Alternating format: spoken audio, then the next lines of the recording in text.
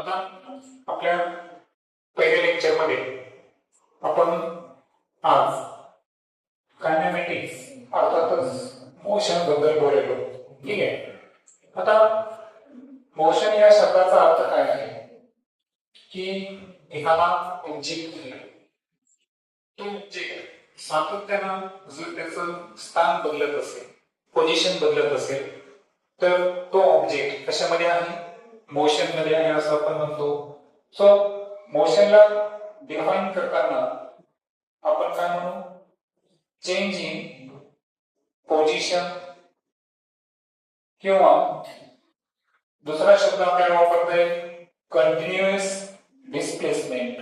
आता हे जे शब्द आहे डिस्प्लेसमेंट, याबद्दल आपण अजून बोललो नाही. सध्या फक्त व्याख्या आपण समजून घेऊ की एखादा ऑब्जेक्ट जो आहे तो सातत्यानं जर त्याची पोझिशन चेंज करत असेल, सातत्यानं जर त्याचं विस्थापन होत असेल, तर तो ऑब्जेक्ट कशामध्ये आहे, मोशन मध्ये आहे. आता मोशन संदर्भात आपण थोडं डिटेल मध्ये समजून घेत असताना आता काही गोष्टींचा आपल्याला तिथं तुलना करायची आहे. तर आपला जो पहिला पॉइंट राहील तुलनात्मक, तर तो राहील पहा डिस्प्लेसमेंट वर्सेस डिस्टन्स किंवा डिस्टन्स वर्सेस डिस्प्लेसमेंट. ओके. तर आता आपण पहिल्या टॉपिक मध्ये काय करणार आहोत की डिस्टन्स काय आहे आणि डिस्प्लेसमेंट काय आहे यामधला आपण फरक समजून घेऊ. एकदा का तुम्हाला डिस्टन्स आणि डिस्प्लेसमेंट मधला फरक कळला, त्यानंतर आपण स्पीड अँड व्हेलॉसिटी संदर्भात बोलू आणि फायनली आपण डिस्कस करू ऍक्सिलरेशन संदर्भात. आता सुरुवात करूया आपण डिस्टन्स पासून. डिस्टन्सला अनदर नेम आहे पहा पाथ लेंथ. ओके. आता असं कन्सिडर करू आपण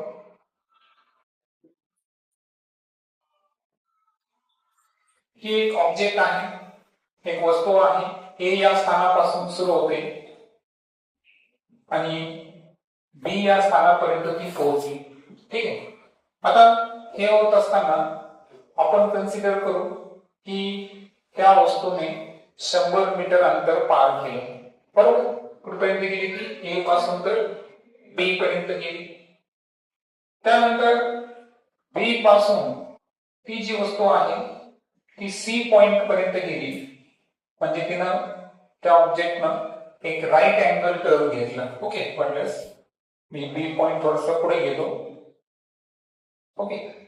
सो इथे जर पाहिलं आपण एक राईट अँगल तयार करू आपण काढतो आणि एखादा व्यक्ती आहे समजा, तो व्यक्ती 100 मीटर चालला आणि त्यानंतर इथे जर पाहिलं आपण तर सपोज 100 च्या ऐवजी आपण काय करू 80 मीटर घेऊ. ठीक आहे. आणि त्यानंतर बी पासून सी पर्यंत तो जो आहे ना तो 60 मीटर चालला. किती मीटर चालला? 60 मीटर. ठीक आहे. आता या केस मध्ये जर आपल्याला डिस्टन्स काढायचा असेल, काय करायचं असेल, डिस्टन्स जर कॅल्क्युलेट करायचा असेल तर वस्तू किंवा तो व्यक्ती जो आहे त्याला प्रवास कुठून सुरू केला, ए पॉइंट पासून. कुठून सुरू केला? ए पॉइंट पासून. ए पासून तो बी पर्यंत किती चालला? 80 मीटर. त्यानंतर 90 अंश कोणामध्ये त्याने टर्न घेतला आणि तो कोणत्या पॉइंट पर्यंत गेला? सी पॉइंट पर्यंत. बी टू सी त्याचं अंतर किती आहे? 60 मीटर. आणि ए टू बी किती आहे? 80 मीटर. आता यामध्ये जर डिस्टन्स कॅल्क्युलेट करायचा असेल तर आपल्याला काय करावं लागेल, लेंथ ऑफ ए बी आणि लेंथ ऑफ बी सी हे दोन्ही डिस्टन्स आपल्याला काय करावं लागतील, ऍड करावे लागतील. आणि म्हणून ए पासून बी पर्यंत 80 आणि बी पासून सी पर्यंत 60, दोघांची जर बेरीज केली आपण तर ते आहे 140 मीटर. किती आहे? 140 मीटर. आता काही क्षणासाठी आपण कन्सिडर करू की त्या व्यक्तीला लागलेला जो टाइम आहे, कोणता टाइम? टोटल टाइम म्हणतो मी. कोणता टाइम म्हणतोय? ए पासून बी पर्यंत आणि बी पासून सी पर्यंत त्या व्यक्तीला समजा लागले 20 सेकंद. किती लागले? 20 सेकंद असं आपण गृहीत धरू. मग आता एक लक्षात ठेवायचं आहे, हे जे डिस्टन्स आहे तर हे डिस्टन्स आहे 140 मीटर. त्याचा path length A to be आणि बी टू काय आहे? सी आहे. परंतु हे जेव्हा आपण डिस्टन्स बद्दल बोललो तर आपली जी दुसरी कन्सेप्ट आहे ती दुसरी कन्सेप्ट काय आपली? डिस्प्लेसमेंट. आता या डिस्प्लेसमेंटला आपल्याला काय करायचं आहे की या केसमध्ये डिस्प्लेसमेंट किती झालेलं आहे हे आपल्याला बघायचं आहे. आता डिस्प्लेसमेंट मध्ये लक्षात ठेवायचं की यामध्ये पाथ महत्वाचा नाही. संबंधित व्यक्ती कोणत्या मार्गाने गेला हा महत्वाचा आहे का? नाही. महत्वाचं काय आहे? त्याचं सुरुवातीचं स्थान आणि शेवटचं स्थान. सुरुवातीचं स्थान होतं ए. ए या स्थानाला आपण म्हणू त्याची इनिशियल पोझिशन. काय म्हणतो त्याला आपण? Initial position. आणि सी हे त्या व्यक्तीचं शेवटचं स्थान होतं जिथे त्याचा प्रवास संपला होता. सो सी ही काय आहे? Final position. आणि डिस्प्लेसमेंट काय सांगतं माहितीये का की इनिशियल आणि फायनल पोझिशन यामधलं जे मिनिमम डिस्टन्स आहे, कमीत कमी अंतर जे आहे त्या अंतराला म्हणायचं डिस्प्लेसमेंट, म्हणजे त्याला म्हणायचं विस्थापन. मग हे विस्थापन घेताना काय शब्द वापरला बरं? Minimum distance. शब्द जे आहे व्याख्या लक्षात ठेवायची. डिस्प्लेसमेंटला काय शब्द आहे? Minimum distance. वाटल्यास तुम्ही इथे लिहू शकता बिटवीन कोणते point? Initial and final point म्हणा किंवा फायनल पोझिशन म्हणा. तर यामधल्या कमीत कमी अंतराला काय म्हणायचं? डिस्प्लेसमेंट. आणि म्हणून या केसमध्ये जर आपल्याला डिस्प्लेसमेंट करायचं असेल, काय करायचं असेल? डिस्प्लेसमेंट करायचं असेल तर आपल्याला काय करावं लागेल बरं? ए आणि सी यामधल्या आपल्याला मिनिमम अंतर घ्यायचं. कोणतं अंतर घ्यायचं आहे? मिनिमम म्हणजे काय की ए आणि सी ला तुम्हाला सरळ रेषेने जोडून घ्यायचं आहे. मग आता बेसिक मॅथमॅटिक्स तुमचं क्लिअर आहे. आता जो राईट अँगल होता हे जोडल्यामुळे राईट ट्रायंगल तयार झाला. राईट अँगल ट्रायंगल म्हणजे काटकोन त्रिकोण तयार झाला. आता या काटकोन त्रिकोणामध्ये तुम्हाला माहित असेल की जी 90 अंश कोनासमोरील बाजू असते तिला काय म्हणतो आपण? हायपोटेनस. काय म्हणतो त्याला आपण? हायपोटेनस. शॉर्ट मध्ये मी हायपो लिहितो, त्याला मराठीमध्ये आपण कर्ण म्हणतो. बरोबर. काटकोन त्रिकोणाची एक बाजू जर आपण बेस धरली, दुसरी बाजू जर हाईट कन्सिडर केली तर जी काटकोनासमोरील बाजू आहे ती काय असते? हायपोटेनस असते. मग आता या केसमध्ये जे डिस्प्लेसमेंट आहे व्याख्येनुसार तर ते काय आहे बरं? Minimum distance between initial and final position, म्हणजे ए आणि सी मधलं कमीत कमी अंतर केव्हा निघेल? जर त्या दोन मधलं आपण सरळ सरळ अंतर घेतलं. म्हणून आपण ए आणि सी ला काय केलं? इथं जोडून घेतलं. आणि मग आता आपल्याला इथं लिहिता येईल की डिस्प्लेसमेंट इज नथिंग बट, या केस मध्ये काय आहे? एसी. काय आहे? एसी. मग आता एसी हे डिस्प्लेसमेंट आहे. मग हे डिस्प्लेसमेंट काढताना आपल्याला एक रूल वापरता येईल. तो रूल कोणता आहे? पायथागोरसचा नियम. मग पायथागोरसचा नियम काय सांगतो? तर पायथागोरसचा नियम आपण समजून घेऊ ऍडिशनल टॉपिक मध्ये. तो नियम काय सांगतो? पीटी. पीटी म्हणजे काय? Pythagoras theorem. यानुसार जर गेलो आपण तर हायपोटेनसचा स्क्वेअर हा कशाच्या इक्वल असतो? Base square plus height square. आता बेस किती आहे सांगा? 80. 80 चा आपण स्क्वेअर घेणार. त्यानंतर हाईट किती आहे? 60. याचा स्क्वेअर घेणार. 80 चा स्क्वेअर किती? 6400. 60 चा 3600. आणि दोघांची जर आपण ऍडिशन केली तर आन्सर किती येईल? 10,000. आणि अशा केस मध्ये हायपोटेनस एसी जर काढायचा असेल तर आपण 10,000 चा काय घेणार स्क्वेअर रूट. स्क्वेअर रूटचा एक नियम आहे, प्रत्येक दोन शून्याचा वर्गमूळ एक शून्य घ्यायचं. क्लिअर? प्रत्येक दोन शून्याचं वर्गमूळ किती शून्य घ्यायचं एक शून्य घ्यायचा. पहा हे दोन शून्य आहे याचा स्क्वेअर रूट एक शून्य, हे दोन शून्य आहे याचा स्क्वेअर रूट एक शून्य आणि एकचा स्क्वेअर रूट काय आहे एक. म्हणजे जे हायपोटेनस आलं एसी ते किती आलं 100 मीटर. किती आलं 100 मीटर. आणि म्हणून या केस मध्ये जर आपण डिस्प्लेसमेंट काढलं तर हे डिस्प्लेसमेंट किती आलं बरं 100 मीटर आलं ऑलमोस्ट. आता मला सांगा ह्या जर्नी मध्ये डिस्टन्सची व्हॅल्यू जास्त आली का डिस्प्लेसमेंटची जास्त आली? डिस्टन्स. म्हणून कधी पण लक्षात ठेवायचं की काय लक्षात ठेवणार तुम्ही की पॉइंट असा आहे की displacement is always equal greater than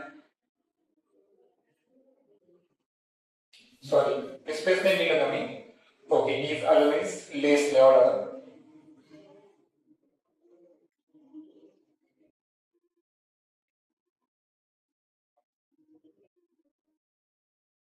तर ग्रेटर हा शब्द कट करावा लागेल आपल्याला. ठीक आहे. Less. Displacement is always equal or less than distance. पहा डिस्टन्स आणि डिस्प्लेसमेंट या दोन शब्दाची मी तुलना करायला बरोबर. आणि ही तुलना करत असताना आता आपण पाहिलं की आपला जो डिस्प्लेसमेंट आहे त्या डिस्प्लेसमेंटची व्हॅल्यू किती आली होती 100 मीटर. डिस्टन्सची व्हॅल्यू किती आली होती 140 मीटर बरोबर. आपल्या केस मध्ये डिस्टन्स आणि डिस्प्लेसमेंट यामध्ये डिस्टन्सची किंमत जास्त आहे, डिस्प्लेसमेंटची व्हॅल्यू कमी आहे. डिस्प्लेसमेंट हे मिनिमम आहे म्हणून ते एक तर डिस्टन्सच्या इक्वल असेल किंवा त्यापेक्षा ते कमी असेल बरोबर. आता आपल्या केस मध्ये कमी आहे. समजा मला सांगा एक केस अशी घेऊ आपण सिंपल उदाहरण की त्यामध्ये डायरेक्शन चेंजच झाली नाही. समजा एक वस्तू आहे ती पी पासून क्यू पर्यंत ट्रॅव्हल करते. पी पासून तर क्यू पर्यंत ट्रॅव्हल करते. हे ट्रॅव्हल करत असताना जे डिस्टन्स या ठिकाणी ट्रॅव्हल झालं ते आहे 4 मीटर आणि जो टाइम आहे तो लागला समजा 10 सेकंद असं आपण कन्सिडर करू.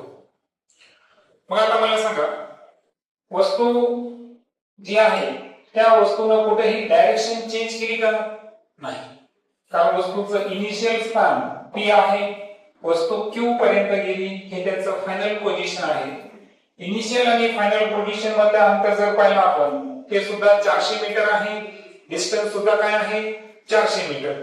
जर दिशा नाही बदलली काय म्हणतो मी शब्द, जर वस्तूने मोशन दरम्यान डायरेक्शन जर चेंज नाही केली तुम्ही तो वाटल्यास मी रूल्स लक्षात ठेवायचे. if object does not change its direction during motion, then अशा केस मध्ये डिस्टन्स आणि डिस्प्लेसमेंट हे एकमेकांच्या काय असतील इक्वल असतील बरोबर. आणि आता आपण जी केस पाहिली होती की या केस मध्ये ऑब्जेक्टनं काय चेंज केलेले आहे डायरेक्शन चेंज केली आणि डायरेक्शन चेंज केल्यामुळे आपल्या केस मध्ये काय झालं की जे डिस्प्लेसमेंट आहे हे डिस्प्लेसमेंट कसं आलं बरं लेस दॅन डिस्टन्स. कसं आलं लेस दॅन डिस्टन्स आलं. आणि म्हणून या दोन रूलला जर आपण कंबाईन केलं, दोन रूलला जर कंबाईन केलं तर तयार होतो हा रूल की डिस्प्लेसमेंट 1 तर डिस्टन्सच्या इक्वल असेल जर डायरेक्शन चेंज नाही झाली. दुसरी केस काय आहे, जर डायरेक्शन चेंज होत असेल तर अशा केस मध्ये डिस्प्लेसमेंट हे डिस्टन्स पेक्षा कसं असणार, कमी असणार. आणि म्हणून फायनली आता आपण कंपॅरिझन करू डिस्टन्स आणि डिस्प्लेसमेंट संदर्भात. सो एका साइडला घेतो मी डिस्टन्स, दुसऱ्या साइडला घेतो मी डिस्प्लेसमेंट. ओके, मग आता डिस्टन्स संदर्भात काय सांगितलं बरं मी की डिस्टन्स जे आहे याचं एक लक्षात ठेवायचं की डिस्टन्स हे नेहमी पॉझिटिव्ह असतं. काय असतं, पॉझिटिव्ह. आणि डिस्प्लेसमेंट जे आहे तर हे may be positive, negative, zero. त्यानंतर डिस्टन्सला डिफाइन करत असताना मी एक शब्द वापरला होता. कोणता शब्द वापरला होता, पाथ लेंथ. आणि डिस्प्लेसमेंटला डिफाइन करताना शब्द काय वापरला, मिनिमम डिस्टन्स. काय वापरला शब्द, minimum distance between initial and final position. Initial and final position. अजून एक फरक सांगतो मी. आता दोघांमध्ये एक कॉमन आहे की दोघांचं एस आणि 1 मीटर आहे, पण डिस्टन्स हे डायरेक्शनवर डिपेंड नाही म्हणून ती स्केलार क्वांटिटी आहे. कोणती क्वांटिटी आहे, स्केलार. म्हणजे अदिश राशी जी दिशेवर अवलंबून नाही. परंतु डिस्प्लेसमेंट जी आहे it is a vector quantity. कोणती क्वांटिटी आहे ती, वेक्टर क्वांटिटी. आता तुम्ही म्हणणार की तुम्ही तर आम्हाला सांगितलं की डिस्टन्स हे पॉझिटिव्ह असतं की डिस्टन्सच्या इक्वल असेल किंवा त्यापेक्षा कमी असेल, पण अजूनही डिस्टन्स हे निगेटिव्ह असतं आणि डिस्टन्स हे झिरो असतं. हे अजून आपण स्पष्ट केलं का नाही. तर याचे आपल्याला काही एक्झाम्पल आपल्याला प्रूव्ह करायचं आहे की डिस्प्लेसमेंट हे निगेटिव्ह पण असू शकतं आणि डिस्प्लेसमेंट हे काय असू शकतं, झिरो पण असू शकतं. बरोबर, मग आपण ते आता एक्सप्लेन करूया. हे समजून घेतल्यानंतर आता एक लक्षात घ्या की जेव्हा मी एखादा ऍक्सिस काढतो, ओके, आता वस्तूची सुरुवातीचं स्थान जे आहे ते O आहे. O पासून A पर्यंत एखादी वस्तू 10 मीटर पर्यंत गेली, ठीक आहे. आणि त्यानंतर पुन्हा A पासून तर B पर्यंत एकूण जे डिस्टन्स आहे ते 15 मीटर पर्यंत ती रिटर्न आली, ठीक आहे. मग आता मला सांगा, तुम्हाला माहित आहे की इकडे जे आपण डिस्टन्स घेतो हे कसे घेतो बरं, पॉझिटिव्ह. हे 0 असेल तर 5, 10 असं घेतो ना. आणि इकडे जेव्हा जातो आपण तेव्हा -5, -10 असं घेत असतो. मग आता या केस मध्ये जर पाहिलं आपण तर या केस मध्ये आपल्याला डिस्टन्स काढायचा आहे. काय करायचं आहे अगोदर, डिस्टन्स काढायचा आहे. मग डिस्टन्स काढताना पहा वस्तूची सुरुवातीचं स्थान काय होतं, वाटलं मी कलर चेंज करतो.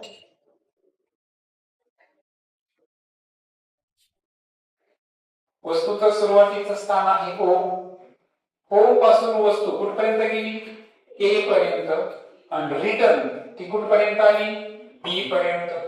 मग या केस मध्ये डिस्टन्स काढायचा असेल तर O पासून A आणि A पासून B एवढं डिस्टन्स वस्तूने ट्रॅव्हल केलंय. मग या केस मध्ये सांगा 0 ते O ते A किती डिस्टन्स आहे, 10. आणि A टू B हे डिस्टन्स पहा, रिटर्न मध्ये किती आहे, 15. सो अशा केस मध्ये जे डिस्टन्स आहे त्याची व्हॅल्यू किती आली बरं, 25 मीटर. सेकंड केस मध्ये याच केस मध्ये आता आपण डिस्प्लेसमेंट फाइंड करू. डिस्प्लेसमेंट काय सांगतं बरं, इनिशियल पोझिशन आणि फायनल पोझिशन यामधलं मिनिमम अंतर. मग आता आपल्याला OB हे अंतर काढायचं आहे. कोणतं अंतर काढायचं आहे? OB. आता OB जर काढायचं असेल आपल्याला तर OB केव्हा निघेल बरं? जर OA मधून आपण AB वजा केलं. काय करतो मी आता? OA मधून जर AB मी वजा केलं, कारण वस्तू O to A गेली आणि A to किती आली आहे? B. OB हे आहे इनिशियल, ही पॉइंट कोणता आहे? इनिशियल पॉइंट आहे. हा पॉइंट कोणता पॉइंट आहे? फायनल पॉइंट आहे. इनिशियल आणि फायनल मधलं मिनिमम डिस्टन्स आपल्याला फाइंड करायचं आहे. म्हणून मी OA मधून AB मायनस करतो. तर अशा केस मध्ये काय होणार बरं? 10 - 15 इज इक्वल टू, ज्या दिशेला वस्तूनं ट्रॅव्हलिंग सुरू केली होती त्याच्या विरुद्ध दिशेला ती 5 मीटर आहे. म्हणून अंतर काय आलं? डिस्टन्स काय आलं? सॉरी, डिस्प्लेसमेंट काय आले? 5 मीटर. म्हणजे याचा अर्थ इथं सिद्ध होतं की डिस्प्लेसमेंट हे नेहमी पॉझिटिव्ह असतं, पण डिस्प्लेसमेंट हे काय असू शकतं? निगेटिव्ह पण असू शकतं. मग आता आपण शेवटी आपल्याला काय सिद्ध करायचं आता? की डिस्प्लेसमेंट काय असतं? 0 पण असू शकतं. हा एक मुद्दा क्लिअर करू आपण आणि त्यानंतर स्पीड अँड व्हेलॉसिटी बद्दल बोलू. आपण एक सर्क्युलर ट्रॅक बद्दल बोलू. एखादा व्यक्ती आहे आणि गोलाकार मैदानावर काय करत आहे? रनिंग करत आहे. सो सपोज या ठिकाणी एक सर्क्युलर ट्रॅक घेतो. आता एक लक्षात घ्या की या सर्क्युलर ट्रॅक मध्ये काय होईल की वस्तूचं सुरुवातीचं स्थान आहे A. कोणतं आहे? A. बरोबर, जो रनिंग करणार आहे ऍथलीट, तो काय करतोय की या वर्तुळाकार मैदानाची जी त्रिज्या आहे ती त्रिज्या किती आहे? 70 मीटर. किती आहे? 70 मीटर त्रिज्या असणाऱ्या वर्तुळावर तो अँटी क्लॉकवाईज फिरत आहे, म्हणजे गोलाकार फिरत आहे. आणि गोलाकार फिरल्यानंतर काय झालं बरं? की त्याचा प्रवास म्हणजे त्याची जी इनिशियल पोझिशन आहे ती कोणती आहे? A. त्यानंतर पूर्ण एक राऊंड पूर्ण केला. किती राऊंड पूर्ण केला? आफ्टर 1 कंप्लीट राऊंड, एक राऊंड पूर्ण केल्यानंतर पुन्हा तो A वरच आला. म्हणजे A हीच त्याची कोणती पोझिशन आहे? Final position. इनिशियल पोझिशन काय होती? A. फायनल पोझिशन काय आहे? A. ओके, ही एक केस झाली. दुसरी एक केस पाहू आपण की यामध्ये एक कार आहे. ही कार काय करते? P पासून Q पर्यंत या ठिकाणी अगोदर 1 किलोमीटर प्रवास करते आणि पुन्हा रिटर्न ती P पासून Q पर्यंत येते. आणि याही केस मध्ये जर पाहिलं आपण तर इनिशियल पोझिशन कोणती सांगा? P. आता P पासून Q आणि पुन्हा Q पासून P पर्यंत काय झालं बरं? रिटर्न आली. लक्षात आलं तुम्हाला की जितकं अंतर समोर गेली होती तितकंच अंतर ती रिटर्न आली. म्हणजे इनिशियल पोझिशन पण P आहे आणि फायनल पोझिशन सुद्धा काय आहे? P आहे. मग आता या केसेस मध्ये आपण दोन्ही व्हॅल्यू कॅल्क्युलेट करू. अगोदर आपण काढू डिस्टन्स. आता डिस्टन्स काय सांगा? अगोदर P पासून Q म्हणजे PQ, त्यानंतर पुन्हा Q पासून P QP. जाताना 1 किलोमीटर, येताना 1 किलोमीटर. सो या केस मध्ये जे डिस्टन्स आहे ते किती आहे? 2 किलोमीटर. पुढे आता काढायचं आहे डिस्प्लेसमेंट. काय काढायचं आहे? डिस्प्लेसमेंट. या केस मध्ये जर डिस्प्लेसमेंट काढायचं असेल तर काय झालं बरं? इनिशियल आणि फायनल पोझिशन काय आहे? सेम. काय आहे? सेम. आणि म्हणून रूल लक्षात घ्या. रूल काय सांगतो? रूल सांगतो if initial and final position are same, then displacement, but let me shortcut little. Then what is the then displacement is 0. कारण जिथं वस्तूनं प्रवास सुरू केला होता तिथंच ती येऊन थांबली, बरोबर आहे का? आणि असं जर असेल अशा केस मध्ये डिस्प्लेसमेंट काय असतं बरं? 0 असतं. ओके, सो डिस्प्लेसमेंट 0 येण्यासाठी काय कंडिशन आहे? इनिशियल आणि फायनल पोझिशन कशी पाहिजे बरं? सेम. यामध्ये टी आणि पी, पीच इनिशियल आहे, पीच फायनल आहे, म्हणून या केस मध्ये डिस्प्लेसमेंट किती येणार? 0. आता आपण या केस बद्दल बोलू. सेकंड केस मध्ये जर आपल्याला डिस्टन्स कॅल्क्युलेट करायचा असेल तर सांगा बरं, डिस्टन्स म्हणजे काय झालं बरं? या सर्क्युलर ट्रॅकचा काय झाला? सर्कम्फरन्स. काय झाला? सर्कम्फरन्सचा फॉर्म्युला काय आहे? 2 पाय r. मग 2 ला 2 पायची व्हॅल्यू किती आहे? 22/7. रेडियस किती आहे? 7. सो 7 1 7 10. 22 2 44. So 440 metre. हे काय आलं? डिस्टन्स. एका राऊंड मध्ये त्या ॲथलीटनं त्या ग्राउंडचा किती डिस्टन्स कव्हर केलं? 440 मीटर. पण या केस मध्ये जर आपल्याला डिस्प्लेसमेंट काढायचं असेल तर इथं सुद्धा इनिशियल आणि फायनल पोझिशन कशी आहे बरं? सेम. रूल काय सांगतो? इनिशियल फायनल पोझिशन जर सेम असेल तर डिस्प्लेसमेंट किती घ्यायचं? 0. म्हणून या केस मध्ये डिस्प्लेसमेंट काय असणार आहे? 0. सो आजच्या लेक्चर मध्ये डिस्टन्स आणि डिस्प्लेसमेंट या दोन्ही मधला मेजर डिफरन्स आपण समजून घेतला.